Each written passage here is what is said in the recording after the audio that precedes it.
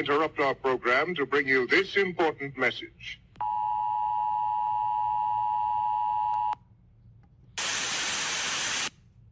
I'm back. Anywhere you meet me, guaranteed to go down. I like the way you ride with that booty on me. It's going down. Go down while you looking lonely. It's going down. Come around and it's all on me. Anywhere you meet me, guaranteed to go down. So, new year, new intro. Let's get it. I'm not so sure if I'm going to promise to be a brand new me this year, but my reactions are going to be a lot differently. I'm not going to be doing the most. I'm not going to be doing above and beyond, and I'm going to stay in my lane. That is how 2026 is going to be from here out. Either roll with me or I'm going to roll over you or around you. Whichever is easier. Okay, she headed to the dance floor and she slowly started popping it. Song like my wrist beats, everybody got to watching it. Girl, you got that secret treasure, I'm gon' put a lock on it. Don't care what they say, I was stupid to be not on it. Watch me flex.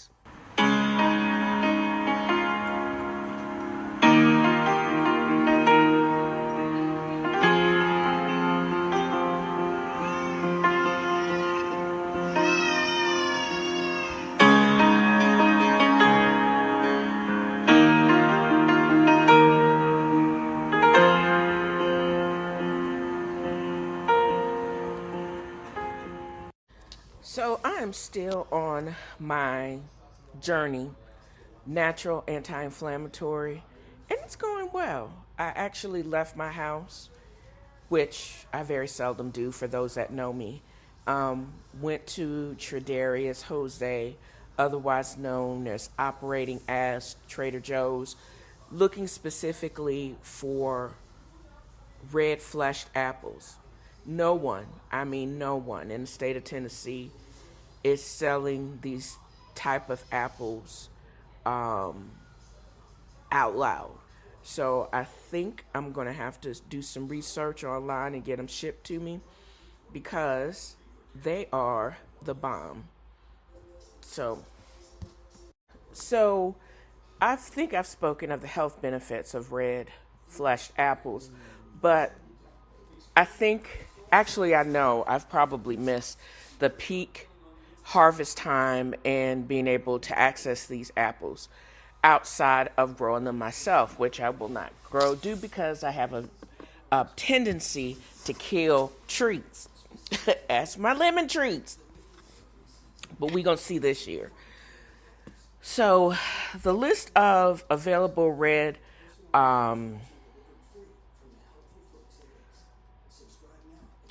the list of red fleshed apples: Pink Pearl, Pink Sparkle, the Lucy Glow, Thornberry, Geneva Crab, Giant Russian, Winter Red Flesh, Almada, and the Mountain Rose are red because of the high levels of anthocyanins, which are known to improve endothelial function, the vessels of your cells. If you have high blood pressure or hypercholesterolemia, this substance acts as a protective. There's a reduction in inflammation and it modulates your immune system. So these apples themselves, not only are they genuinely beautiful apples, they actually are even sweeter and they also have much health benefits. So I went on a search and seizure mission to access these apples. Lucy Glow apples are not even available anymore, or not available consistently. And again, their peak time was like November, mid-December-ish. So you're not going to find them consistently here in Tennessee, but also, especially this time of year, if you do get your hands on some, they're not going to be at the peak sweetness or internally red. So the health benefits, although the health benefits are not any less with which are markedly less with white fleshed apples, the red apples or the apples of color are just more cardioprotective. So I did get the envy apples, juice them up, mix them with my celery and cucumbers, added a pinch of cracked black pepper and pink salt with a little bit of basil and lime juice for preservation of that green color. And that juice combination was off the chain, and I'm grateful that I actually got the opportunity to make that, and it was very good. Also, I've been growing my own vegetables. I am very fortunate and very blessed to be able to have a garden that I purchased inside, and I was able to harvest 2 servings of bok choy, which I put in the air fryer. And this is just another way I found it accidentally, looking for different ways to prepare it, and just adding just maybe 3 or 4 ingredients, a little bit of garlic, salt, pepper, and olive oil. And you can actually create crispy bok choy. You got to make sure that you heat it low temperature and keep an eye on it so you won't burn up your leaves. And it actually makes a very good chip. And I'm actually excited about potentially making, because looks like I'm producing a lot of kale, and I'm going to produce my kale chips and just see how that rolls. So there's so much. And then adding that, making a proper bowl, adding that as a side for stir-fried chicken cubes. This is the oven roasted chicken from Tyson. Mixing that up with a little bit of truffle oil, black truffle oil, regular mushrooms, shallots, and then probably not adding as much fish sauce as I did. The meal that I just actually had is energy, and I had some just Pellegrino with some lime, and that's what gave me, more so than a cup of coffee, gave me the energy to be able to get the energy to, produce this podcast. I'm determined. It's later in the day, but I'm determined to produce all segments of it.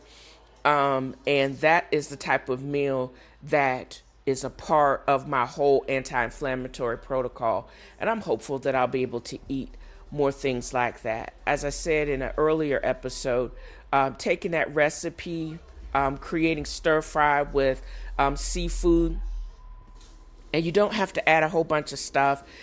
Be careful on how much actual salt or actual fish sauce that you add, because the saline content will actually increase the taste without increasing your sodium intake and your blood pressure.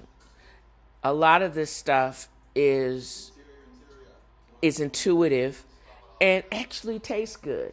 If you're going to grow your own food, you need to come up with inventive ways to actually create it. And that's the word right there. Welcome to another episode of Survival Guide for Grounded People. I've named this Protect That Peace. This is all about changing the sausage head narrative. What exactly do I mean by that?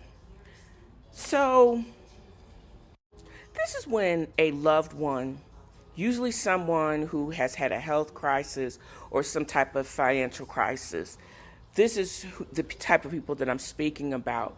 They basically dismiss your logic, your experience, and your care, and they kind of label you as the sausage head, clueless, controlling, and ignorant, because they know what is going on. They completely understand their own body dynamics, and they are offended by you questioning their judgment.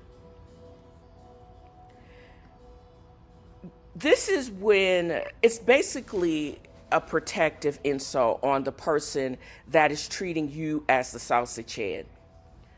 Because, for example, if someone won't listen to you about a current health crisis, continuing failing kidneys, etc., then it is dangerous to her plan. So that's why she has to basically relegate you to you. I know my own X, Y, and Z. Okay, great. There's also someone that is, when they feel powerless because they truly do have a terminal diagnosis, or their financial situation is so precarious that they are using their feelings of powerlessness to slap back at a stable person as they try to snatch back a tiny bit of perceived power. It's all about the frontal lobe, somebody. When you're dealing with such like a process of cancer, or when they've gone through gorilla selling to treat that cancer, couple that with now high stress, poor nutrition, and the executive function in their brain is literally under fuel. They aren't just being mean, they are cognitively unable to process the long-term consequences of their actions. This inflammation from chronic illness can lead for them to be very irritable, personality traits. They're not just stubborn because they really are acting stubborn. Their hardware is glitching. But from somebody like myself, and I've been in this situation, I have found that as a contractor previously, and even when I was just full-on medical doctor when I was in the military, and then after the military, I always had to defend my resume because first most people couldn't understand why a black woman who was at that age, and I was the youngest usually in the practice at that time, why I knew so much as I did. What I must have went to some correspondence course to get it. No, University of Florida, bitch, put some respect on my name.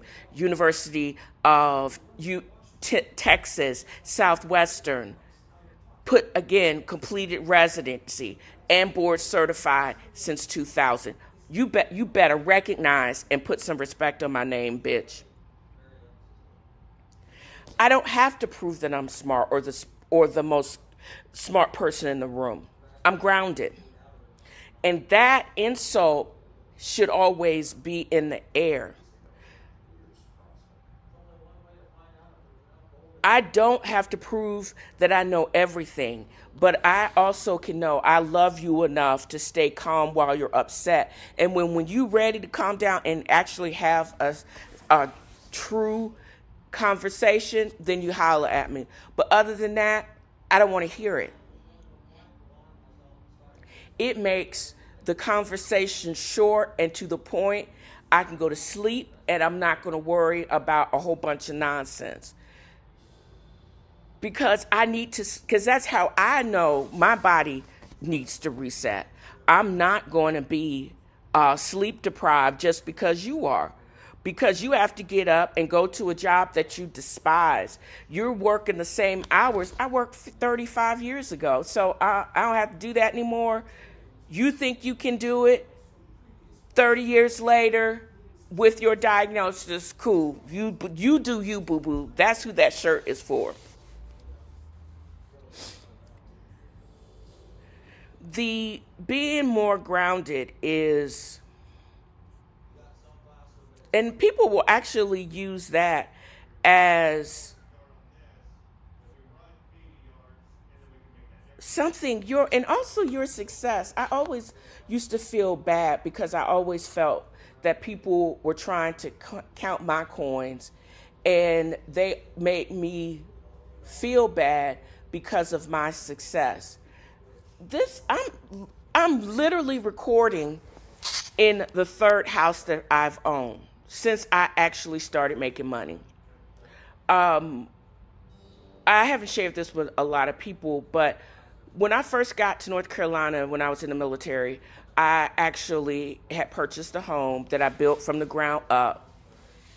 Then I purchased another home in hopes of that was supposed to be my forever job, but I was never supposed to be in that particular county and continue in North Carolina.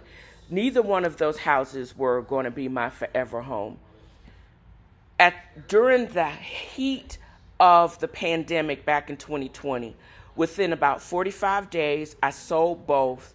And I had been back and forth in Tennessee since 2014. So when I finally truly folded up shop, sold those homes, and moved to Tennessee permanently, that was a godsend to me. I was in a position where not only could I could afford two mortgages, but I actually was able to consolidate into one mortgage to a house that I can see myself being in for a minimum of 20 years, which I think is dope. But when you live in a house that is 100 years old, it comes with trap and a lot of unseen things that you can't see on the surface. Just recently, I had to basically stabilize the retaining wall of where my pool deck, so my pool will not go sliding down the main avenue of where I live. I'm grateful to that, and also out of that, I was able to sell a piece of machinery that I don't need anymore, and I got a great price for it, and I'm going to be able to use that money to resurface the pool deck now. Resurface the pool deck and probably recoat the pool liner and change the tile. But when I tried to tell that to someone in my family, I feel that they are counting how much that cost, and they don't see that as a win, because why can't I give that kind of scratch to them? Number one, I ain't crazy. I think I'm probably worse than Chase, because I'm not giving, or Green Sky, I'm not giving it because you are a big risk, and I'm not trying to give that kind of money to somebody I know that is going to be using it for purposes that don't make a whole bunch of business sense. And it's actually okay that and it's actually okay for me to feel some kind of way when I firmly detect that you basically player hating me, because my financial at this moment in my life is actually good, and it's the best it's been in a decade, because you're taking the moral high ground, because you have a feeling of scarcity where you are viewing my stability as an insult to their struggle. And you're sacrificing and suffering to get something while I'm frivolously upgrading my pool deck. Well, bully for you. You do you, boo-boo, but I'm just basically in the period of my life for stability. I do things that, number one, make me happy. And resurfacing my pool deck that I'm working every day for, this is why. And it also adds tens of thousands of dollars to the value of my home. Everything that I do from here on out is going to add value. I'm not going to spend my hard-earned money for 30 years of being on the grind to something that's not going to add value to me. I'm not going to put anything into this house, and I'm not going to give away my money that doesn't add value to the overall of what I'm trying to live this particular life. I'm not going to pay. I'm giving people dust for their own unrealistic expectation. I'm not going to feel sorry for you to give you gobs of money because of what you really, really want, and you're stuck on stupid. The reality is, anything that I put into this home is my money, my equity, and my responsibility, so my property doesn't literally slide away. Just because someone is projecting that they deserve a home, and you may view my ability to maintain mine as a personal affront, is because they want me to feel guilty for having what they may have lost previously, either through rental or whatever. Between cars being repoed, houses going into foreclosure, and a horrible health situation. That ain't on me. I'm sorry it is me. I'm sorry I don't belong to a janky church that people, you only get as much as they are capable of, which is nothing. Just because I'm not satisfied with scarcity and being, I set this into my mind yesterday. Some people make hard work look ridiculous or awful, because I believe that if you truly do work hard, you don't have to work yourself into the ground. You can actually work hard and actually get what is you truly need and actually can control. I'm just stabilizing. I'm fixing a retaining wall and updating a pool deck that is actually going to increase the value of this asset and prevent other damage and other stress. While you're trying to buy something while your own personal health is collapsing. You can't fight faith with logic, because that is in itself is a house of cards. So with this, all of these things, stress, obesity, all increase of our increased inflammation and work towards your own self-preservation.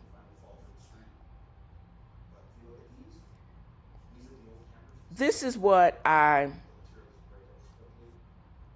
going to leave you with. All of these things actually are all intertwined with all of my anti-inflammatory drive for 2026. When you're trying to save, this is about the why you need to set up boundaries. Because there's a cost when you are trying to save someone that doesn't want them to be saved. They think they're saving themselves, they're setting up their legacy, and they do not and will not listen to logic. There are no right words. There isn't a correct doctor's note that will give someone their final wake-up call. When someone refuses to understand you, it's because whatever truth that you're speaking kills the fantasy. If you keep pouring your peace into someone's broken bucket, you'll end up just as depleted as they are. This asset legacy that most people are grinding for is very fragile. Because suppose you do buy a house or a Maybach, and then both of those, the Maybach is going to get repoed, the house is going to get sold to cover whatever massive expenses, or whoever you're doing this for, they're trash too. They're not going to want to keep this up. All of it vanishes in either foreclosure, bankruptcy, or probate court. If you're trying to build a legacy of who you once were, and you will choose a janky, hypocritical church over your own health, You do you, boo-boo. Because I'm not going to be able to support your blind ambition to get an asset when you should be able to focus your energy on building relationships. You basically imagine this: somebody standing at the edge of a cliff and you're holding a rope tied to their waist. You pull with all your might, you get rope burn as you try to you scream instruction, but that person continues to walk off the edge anyways. And they're telling you as they're walking over this cliff, you girl, you don't know what you talk about. I know me, I got this. But they're still walking and getting ready to walk off a cliff. If I let go of the rope, it's not because I'm being mean. It's because, and I hate them, and sometimes they make it really hard to like them. It's because I'm not trying to go over the cliff with you. You're not taking me over that cliff. I'm Gucci over here. I'm good right in North Shore, Tennessee. I'm not going to be present and witness your demise in real time because I know how it is on this side of the phone. Does that make sense? I can't be the lifeguard that tries to keep dragging somebody kicking and screaming back to shore, because I will get burnt out and I'm going to be mad all the time. And I don't want to be burnt out and be mad all the time, because there's places I want to go with my milk mouth dog, as well as places that I want to see and ramen I want to eat. But I am okay with being a witness. Now, if you want to stop kicking and screaming and acting a fool, because we in Hanama Bay, girl, it's low tide. Stand up. And then you can walk towards me. But other than that, I'm not doing all of that. I'm tired of broken records. I don't know about y'all, but I'm basically going to pretend, oh yeah, I'm going to say, that's good, or give some other affirmation, but then I'm going to change the subject, because that's how I'm going to be able to protect my peace. You can mention the Janky Church if you want to, but again, I'm going to change the subject. And no, I'm not contributing any of my hard-earned money to the jankiness. Girl, I'm good. If I have to keep asking you every time I get off the phone with you, I'm mad, I'm going to start thinking, how much did that cost me? And did I actually help her? That, if it's zero, going forward, the calls are going to get even shorter. Or I'm going to strongly encourage you, just let me know, text me when you get over to the other side. Cool, you on the road? Cool, text me when you get onto the other side. Boop. That means I start going to sleep, because I bought a brand new robo-bed. I'm good now. And it's really great when you don't have to take anything to go to sleep, because you don't feel hungover the next day, unless you drink too much vodka, but that's a whole nother story. My personal health and sanity is the only way I'm going to be able to handle the mess of somebody else. So, and that's where this is where I'm going to leave you all. There's a lot of what people show when you are truly the grounded one is basically a defense mechanism. And it could be that you're watching a suicide mission in slow motion, because some people are either their brains are fixated or brains are just built where they are fixated on this struggle as their sacrifice to get what they think that they will be their legacy, but that legacy is shifting. What can you say about somebody that if you have somebody that leaves children who basically, for example, my father passed away unexpectedly because he was basically murdered by someone that he raised from a small child. He basically said, after he dies, he said, I'm dead. I don't care what you do. Let the state bury me. And made no moves, even after years of promising first me and then my own sister, that he was going to either change who he left his money to or who was going to be the executor. What I firmly believe, when he told me this, where his papers were, he told me this back in 2003. And he said, I'm going to leave this to you because I know you're going to be able to tell the rest of them, go to hell. I never had any intention that he was going to leave me anything. Because when it was all said and done, his home, all of his insurance policies were left first to his mother and then to his eldest sister. My father had about 8 or 9 kids, different women, in addition to the 2 he had with my mother, who he was married to before we ran away under police protection. I've spoken about that in a previous episode. But he never had any intention to leave any of his progeny anything. So don't think just because you thought their intention was to leave you something just because you took their shit. Yeah, you were mistaken. There was never any intent. I'm sorry to break this to you. There was never any fucking intent to basically secure your release. It was only after there was the so-called will was stolen, and then we actually had to work out something before the aunt that he actually left everything to went into care for the state. So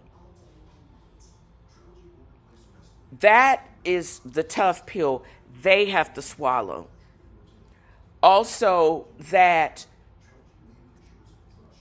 his actual legacy is the true and factual relationships he left behind. He was spoken well of from the insurance person even to the drug-addled neighbor.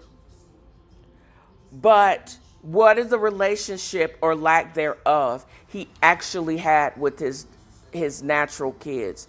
And how poorly did he actually treat all of us? That is that legacy. But a legacy built on material things is really no legacy. And think about that. It's easier to obtain a material legacy, but it's fleeting. So all everybody's going to remember is she got her second house that also probably may have went into foreclosure and had to be sold. But what is the lasting relationship and she's built? What are the strength of her kids? What are they doing? What are the relationships she has with the rest of her family or their family? What are they doing? Will anybody remember you? Will anybody remember you for your work, your worth? And is your work or your worth more than what you are? If you always bring such heaviness and funk, people are not going to remember you, and they're not going to go out of their way to give you props. Sorry. That's the reality. The downside is I want my legacy to be built on something more than what I can monetarily I can leave for someone. Case in hand, whatever I have left, small amounts are going to be given to some family members, not to all. The majority is going to give to the rehousing of my dog if she out survives me and to the rescue mission that provided me to her. Everybody else, y'all can kick rocks. I don't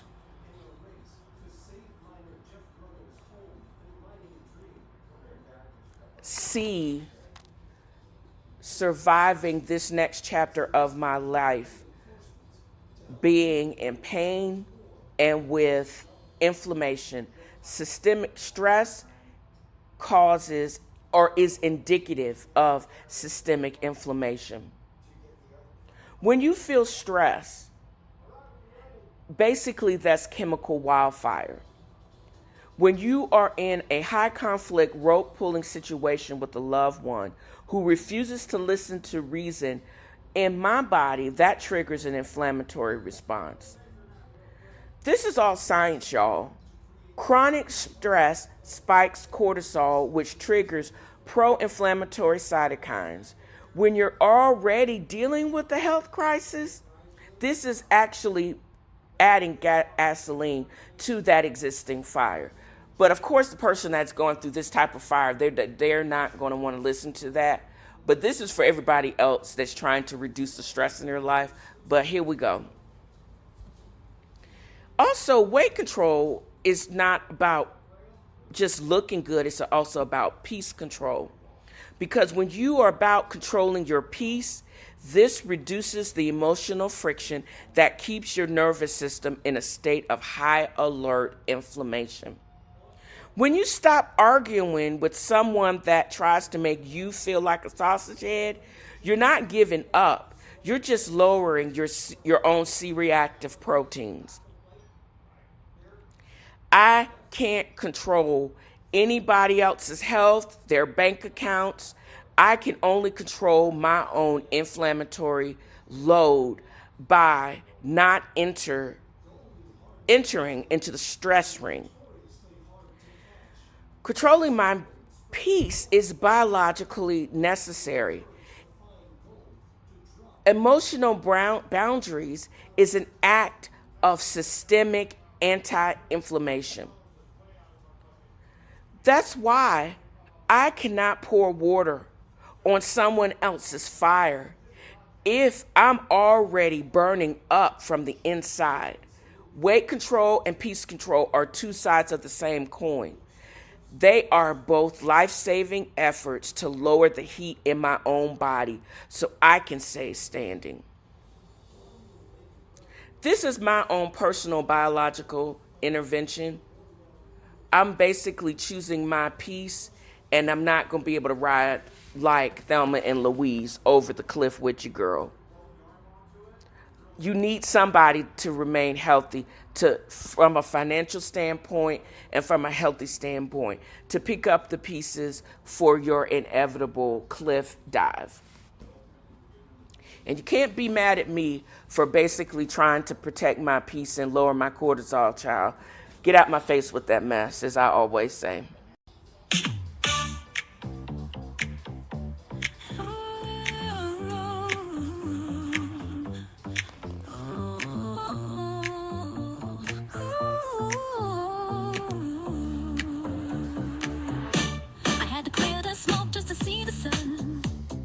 From the bottom, now the marathon's begun. They try to box me in, try to weigh me down, but you can't keep a queen when she's headed for the crown. I took the stones in through and I built a staircase, running that at most speed, one of my release songs, Higher Ground. I actually released this back in like the beginning of March. And it's one of those songs. I guess it's great for Sunday because I'm talking about standing tall in spite of adversity and a lot of adversity that I did not add for myself. So I hope you enjoy this and let me know if you want what other subjects you want me to sing about or my assistant to sing about, and then we can talk about it on this episode of Tim Fro is Reading, or actually singing, y'all. But I'm 10 steps ahead while they're refiguring out who is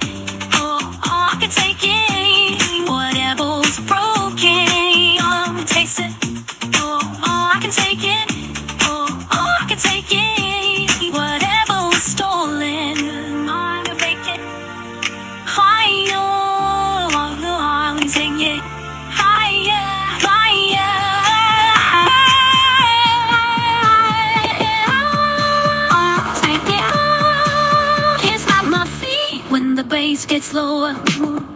Oh, I'm rising up, I'll stand tall. With the power and the spirit, I will never fall, never fall.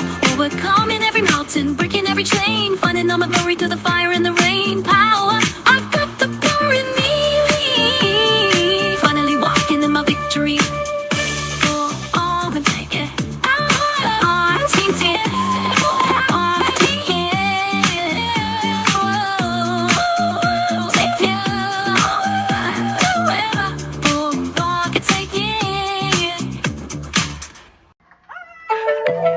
Butterfly in the sky, I can go twice as high. So take a look, it's in a book, a reading rainbow. I can go anywhere. Ways to know and ways to grow, a temporal rainbow. I can be anything. So take a look, it's in a book, a temporal rainbow. A temporal rainbow. A temporal rainbow. I have the pleasure to continue my exploration of the Star Trek universe. I'm going to be leaning heavily for the next several months into celebration of all things Trek, because this is the 60th anniversary of the original series. Right now, I'm actually reading a great book, Federation, by Judith and Garfield Reeves Stevens, where they basically take a deeper dive into the dynamics of the beginning of the Federation, or actually the beginning of Warp Drive, starting with Zephyrin Cochrane, and then a mashup with Next Generation Picard. The first thing I read is like the first actual chapter is we're introduced to Andric Thorson. Now, last week I did a deeper dive into the Wrath of Khan, and actually the trilogy, Wrath of Khan, Finding Spock, and then Way Home. In this, I realized just how close Thorson is to Khan. Andric Thorson is a leader in this optimum as the logical conclusion of the eugenics war.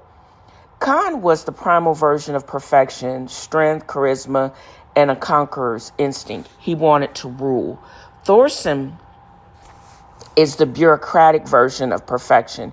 He wants to optimize, categorize, and cleanse humanity into a singular, efficient machine. He seems to be pre-Borg, not a mashup of the synthetic and the human organic. He is truly, Thorson is pre-Borg. This is an antithesis to what Roddenberry meant about monoculture. He assumed that once we have enough replicators and transporters, we'll all be naturally want to be better.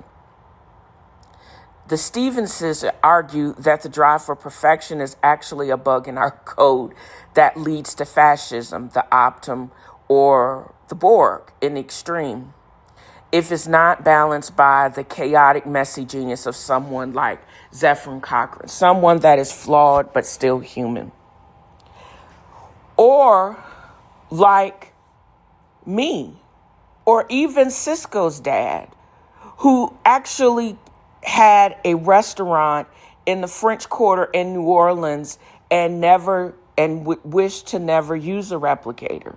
He taught Cisco and even Cisco's sons to cook, because growing your own food, making your own food, resisting, this was his form of resistance. But I digress. Michael Brack is the billionaire. He is the ultimate tech bro. He isn't altruistic. He's a species level egoist. He funds Cochrane because he wants humanity to survive long enough to produce someone worth talking to. He is the trash billionaire archetype. He represents the idea that extreme wealth and power often lead to a God complex, where you stop caring about individual humans and start caring only about humanity as an abstract concept. Christy Walton, Mackenzie Scott, they all are current day where they're all billionaires, but they actually use it for the good. Mackenzie Scott gave away billions. Christy Walton is Sam's daughter, who basically is building an art colony medical school down in Arkansas. But this is a power paradox that seems to be why-oriented. There are studies that show power itself is not necessarily gender. Damages the prefrontal cortex's ability to mirror emotions. The more power a person gets, the less they need to read others' feelings, because it doesn't matter. High testosterone can correlate with a lower cognitive empathy and higher risk-taking. In a capitalist system, that reward disruption and crushing competition is a biological trait often selected for and amplified. And also is socialization. In our society, we raise X chromosome individuals to be the relational glue of society, while Y chromosome individuals are often raised to view life as a leaderboard.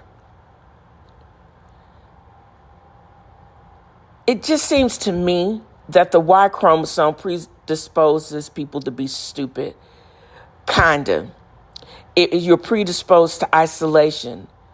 The Elons and the Bezos of it all live in feedback loops where no one tells them no, where they combine that with a biological drive for dominance, and they basically end up like Locutus. They become assimilated into their own egos, and this can actually happen even with women, because I've seen it personally. The women, the exes and the daughters of, come into their wealth or influence from a position of an outsider status through life experiences that require more social cooperation. That keeps the empathy circuits from burning out. So when you look at something like this book, which trips me out, it has to be a male entity like Zephyrin Cochrane that actually is this savior. He's a drunk, he's a mess, definitely not optimal. He succeeded specifically because he wasn't a billionaire trying to fix the world. He was just a guy trying to build a faster engine.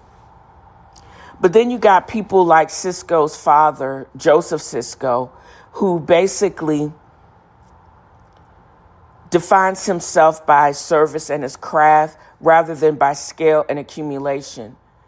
If modern billionaires are trying to automate the human experience to gain a God complex, Sisko is the antithesis of that. He refuses to even use a replicator because he believes the soul of the work is in the labor itself. He rejects scale. Labor is fulfilling. As far as he's defiant of the security state, he refuses to be managed. That's why when they tried to impose martial law to protect it from the Borg or Dominion, he was the first to rebel. He didn't want to give a blood sample not because he was a traitor, he just wasn't trying to be managed by nobody. And further, he passed along generational wisdom instead of in a non-Ferengi or a non-capitalistic society. He represents resistance. He says that a bowl of jambalaya may be made by hand is more perfect than any type of billion-dollar algorithm. He's the why to the billionaire's how. So I have a lot to be thankful for, but I also have a lot to look forward to in my upcoming weeks as I digest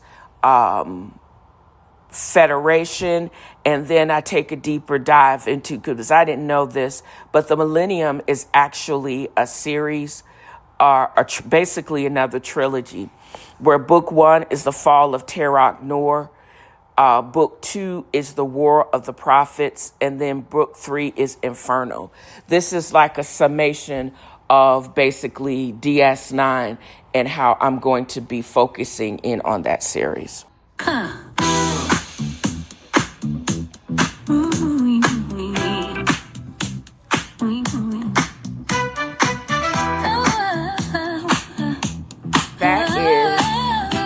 Another of my latest releases, Lies Are Just Lies, by me, an AI assistant. This is about a cheating brother or sister or other.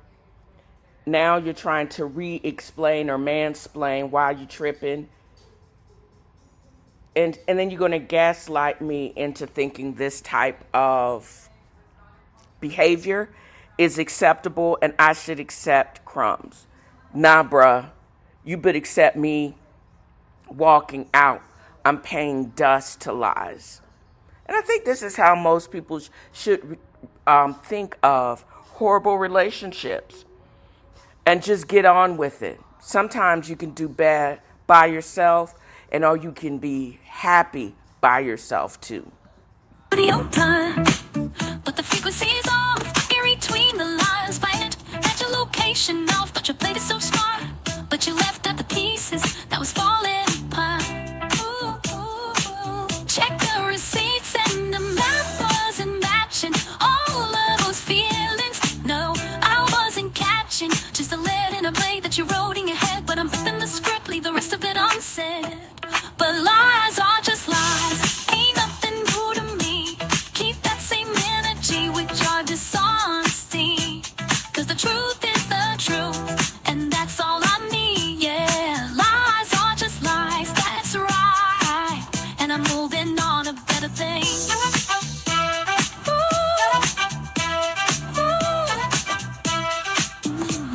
Now, you blowing in my line, trying to re-explain, but there's no room for static inside of my brain. You were selling me dreams on a budget of zero, lifting up and then playing the hero, but the 808 stuck and it's drowning you out. I don't need a second to sit here and doubt. If it's all you made me and give me a chance, I'm too busy following the rhythm of the dance. But lies are just lies, ain't nothing new to me. Keep that boy, you're just to see.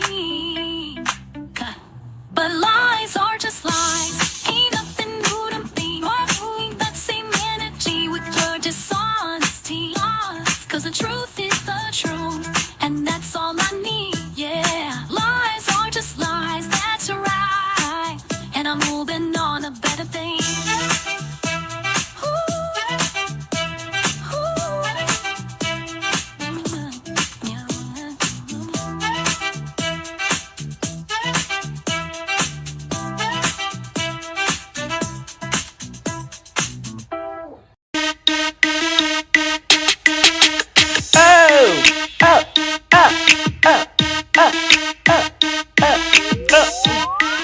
You can take the girl out of the hood, but you can't take hood music out the girl. But I'm going to end this with a word, just as I started this podcast. Do or do not do. There is no try. And that's a word from Yoda. I hope I have conveyed just how much fun I have had in creating this podcast. I've got my mojo back.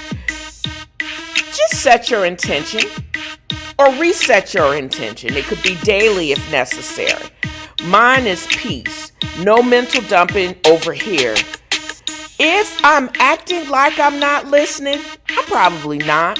I'm not your therapist. I'm not a therapist. Keep the crazy to yourself, child. You do you and leave me be. The sooner you figure that ish out, the happy you will be. So this is what I want to convey in this podcast. And that wraps another of FAFFO has a fro. Join me next time as I throw shade and point out the shade and simply have fun. Y'all have a great new year. Ah, ah, ah, ah, ah, ah, ah, ah, ah, ah, What, y'all, what?